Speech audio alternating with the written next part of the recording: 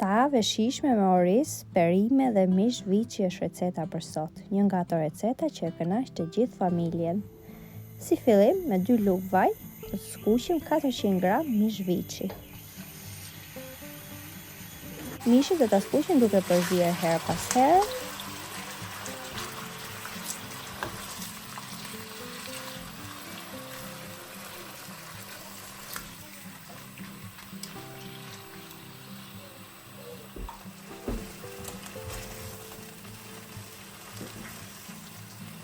Do vazhdojmë ta përzijem herë pas here në temperaturë mesatare, derisa mishi të mos ketë më ujë të krijuar gjatë skuqjes, siç e shikoni, dhe do t'i hedhim 2 thelpi hudhër, 2 gjethe dafine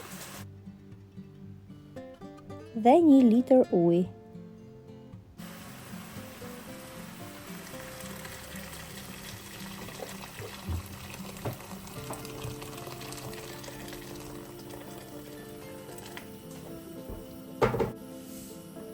Do t'i hedhim dhe kripë dhe do ta lejmë të zihet për rreth 45 minuta, derisa mishi të zihet plotësisht.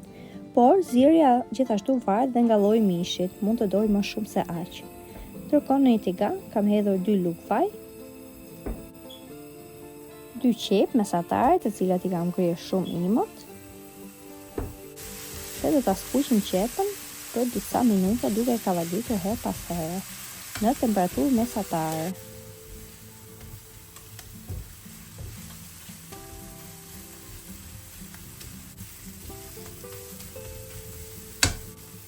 Pasi që e pa skuqur, i kam hedhur 1 spec të kuq dhe 1 spec të veal.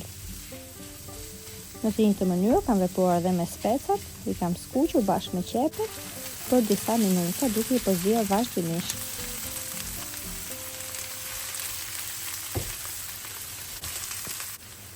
Më pas kam hedhur 2 gota oriz rreth 400 gram. Orizin e kam larë më parë dhe e kam lënë të kullohet tek ajo seta që pat në video. Orizin bashkë me qepën dhe specat do t'i skuq në temperaturë mesatare për disa minuta gjithashtu. Tashmë të gjithë përbërësit do t'i shtroj në tavë. Në fillim kam shtruar mishin e viçit. Më pas orizin bashkë me perime.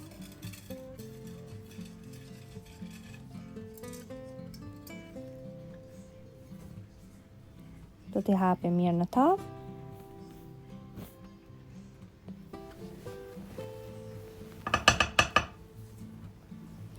Dhe tashmë i kam hedhur lëngun e mishit. Për këtë recetë kam përdorur, siç e thash më parë, 2 gota oriz dhe gjithsej 5 gota ujë, duke e llogaritur dhe lëngun e mishit.